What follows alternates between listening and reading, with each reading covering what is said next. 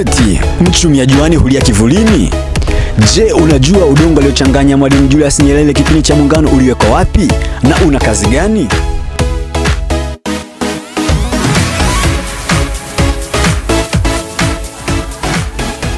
Uhali gani ndugu mpenzi mtazamaji wa Pashak TV. Mtangazaji wako ni mimi Shango Mwakiposa. Leo tarehe 26 mwezi wa 4 mwaka 2025 tunasherehekea na kuadhimisha miaka 61 ya Muungano wa Tanzania. Leo niko na wachambuzi nguli wa mambo ya kisiasa, watakwenda kutupa kinagaubaga kuhusiana na masuala la Muungano. Naomba watakwenda kujitambulisha ili mpate kuwafahamu. Karibu. Asante na shukuru. Jina langu naitwa Yasin Sharif Simon, ni mwanafunzi wa Chuo Kikuu cha Dodoma, idara ya sayansi ya siasa na utumishi wa umma. Mimi naitwa Pascal Susindi Mugabe, mwanafunzi wa shahada ya awali katika sayansi ya siasa, Chuo Kikuu cha Dodoma. Asante, mimi ni Norbert Easton Kiponda, mwanafunzi wa shahada ya awali ya sayansi ya siasa na utawala wa Chuo Kikuu cha Dodoma. Asante, mmekwenda kuwafahamu kwa majina, lakini sasa tunakwenda kujua nini wamebeba, ni nini kinagaubaga kuhusiana na swala la Muungano. Kitu cha kwanza tutakwenda kuzungumzia misingi mikuu ya Muungano. Karibu kaka, tuelezee kuhusu misingi ya Muungano. Misingi ya Muungano ambao uliundwa na Julius Kambarage Nyerere kama rais wa Tanganyika na Sheikh Abeid Amani Karume kama rais wa Zanzibar.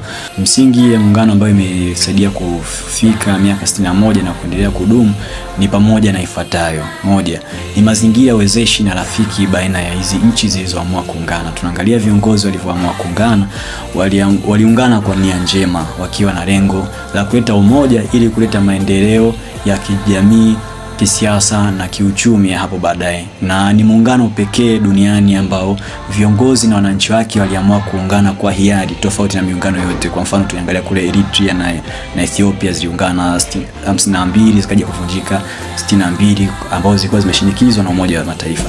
Lakini kwa hiyo mazingira hayo wezeshi na hiari yao ya pamoja ndio imefanikisha kudumu kwa muungano kama msingi mkuu. Lakini msingi mwingine ni uzoefu wa pamoja katika historia ya utumwa, ukoloni pamoja na harakati za uhuru. Tunaangalia kwamba katika kipindi cha utumwa Zanzibar likiwa ndilo soko kuu la utumwa na Tanganyika kwa upande wa huku hivi Tanzania bara kulikuwa na kituo kikubwa cha Bagamoyo. Kwa hiyo watumwa wengi walikuwa wanatolea Tanganyika na baadhi ya maeneo ya Afrika wanapelekwa Zanzibar, lakini wakati huo kuna baadhi ya watu hawa watumwa walikuwa wanapelekwa Bagamoyo. Kwa hiyo wote tumepitia katika kipindi cha pamoja. Lakini tuangalia katika harakati za kuikomboa Afrika, tunaona Mwalimu Nyerere pamoja na Sheikh Abeid Amani Karume wamekuwa pamoja katika vuguvugu la kutafuta uhuru pamoja, na si uhuru tu, walikuwa wana lengo la kuunganisha mataifa haya. Ndio maana mnamo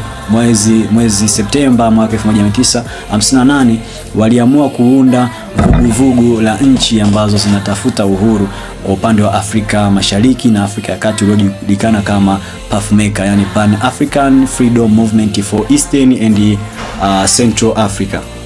Hii vuguvugu liwakutanisha wote kwa pamoja wakiwa na nia ya kuikomboa Afrika, hususan Afrika Mashariki. Lakini pia tunaangalia mwaka 1959 mkutano mkuu wa PAFMECA unafanyika Zanzibar na Sheikh Abeid Amani Karume akiwa ni mwenyeji.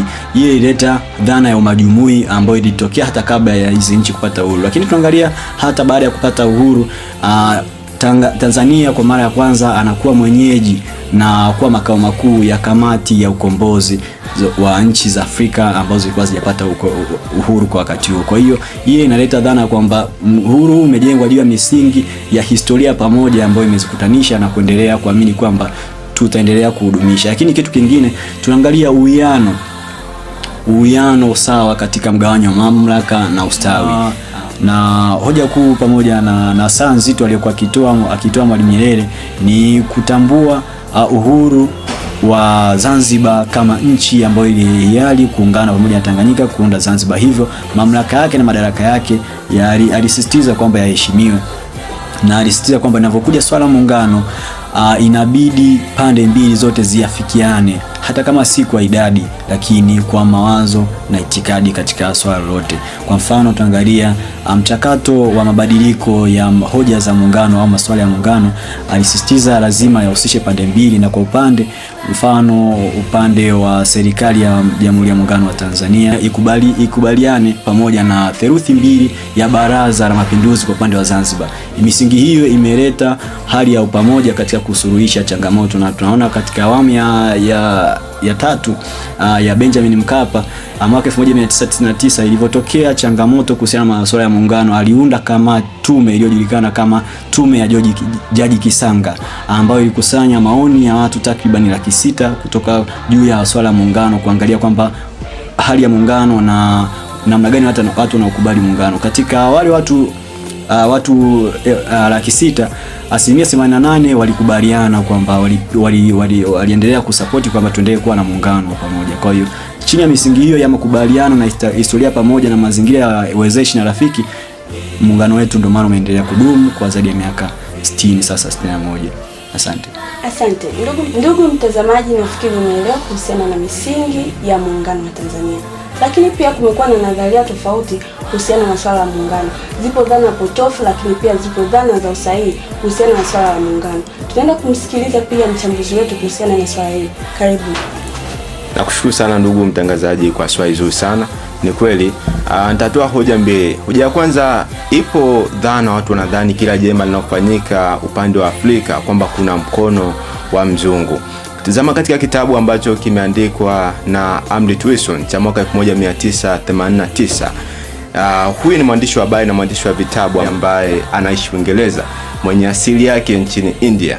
Yeye ameandika katika kitabu chake mwaka 1989 kwamba muungano wa Tanganyika na Zanzibar haikuwa sehemu ya Waafrika, haikuwa sehemu ya wazo la Afrika, ilikuwa ni juhudi ya Wamarekani pamoja na Waingereza katika kupinga ukomunisti usiingie katika eneo la Afrika Mashariki. Kimsingi hii si sahihi. Utaona katika magazeti mbalimbali na vyombo vya habari vikiandika juu katika title ile ya juu au katika kichwa cha habari kwamba jinsi CIA walivyotumika katika kufanikisha muungano wa Tanganyika na Zanzibar kwa kujali maslahi ya biashara bila kujali athari za kihistoria kwa vijana.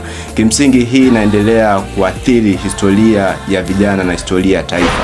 Kwa nini? Tukimwangalia Profesa Ethan Sanders wa Uingereza wa Marekani, wa chuo kikuu cha Bridgewater Marekani, aliandika katika kitabu chake kwamba nikimnukuu mwaka 2022 katika kitabu cha muungano wa Tanganyika na Zanzibar ambacho kimeandikwa, nikimnukuu, anasema ufuatiliaji wa karibu wa nyaraka za siri za Marekani ambazo hivi sasa zinaondolewa usiri inaonesha wazi kwamba muungano huu wa Tanganyika na Zanzibar haikuwa sehemu ya Marekani wala Waingereza. Ilikuwa ni wazo la Afrika wao wenyewe ambalo lilianza miaka 40 iliyopita hata kabla ya muungano.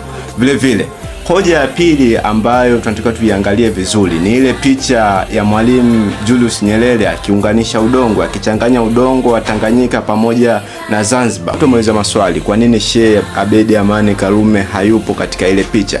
Wengine wakisema kwamba picha ile ilichukuliwa tarehe 26 mwezi wa 4 mwaka 1964, lakini ukweli ni kwamba picha ile ilichukuliwa tarehe 26 mwezi wa 4 mwaka 1965 katika mwaka wa kwanza wa uazimishaji wa sherehe za muungano. Na watu walioshiriki katika tukio hilo ni watu wengi sana. Alikuwepo Rashid Mfaume Kawawa, Bi Khadija na wengine wengi. Na kimsingi sehemu ya udongo ule ilitumika katika upandaji wa mti wa mwembe ambao ulipandwa katika viunga vya Ikulu ya Dar es Salaam. Kwa mujibu wa kitabu nilicho kinukuu hapo peji namba 62, mti ule wa mwembe upo hadi sasa, kudhibitisha kwamba muungano ni jambo la kudumu. Naomba kuwasilisha. Nashukuru ndugu mchambuzi. Mpaka sasa nafikiri mtazamaji umekwenda kuelewa na kujua dhana potofu na dhana ya usahihi kuhusiana na swala la muungano.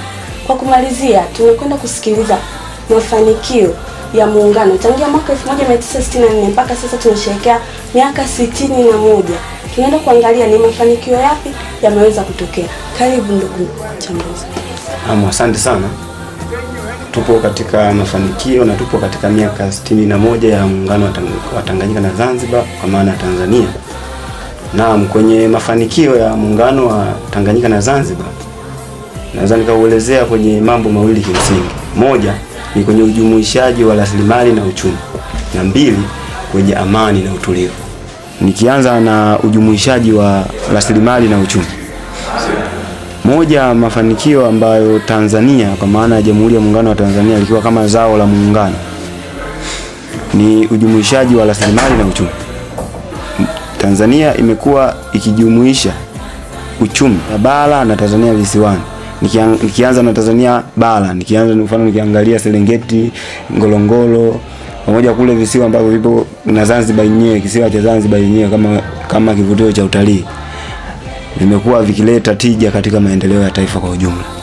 Kwa mfano katika rais wa awamu ya 6 Dr. Samia Suluhu Hassan anapoingia tu madarakani alifanya ile tour ambayo ilikuwa moja kwa moja inalenga kuitangaza Tanzania kama nchi ya kitalii, na moja kwa moja ilikuwa ni kuwavutia uwekezaji wa Tanzania na moja kwa moja kuongeza tija katika maendeleo ya taifa. Na hiyo tumeona imelipa kwa asilimia kubwa. Tumeona kuna wawekezaji wakubwa wamekuja kuingia Tanzania, kuja kwenye masuala ya bandari, wamekuja wawekezaji kutoka China, kutoka wapi. Lakini pia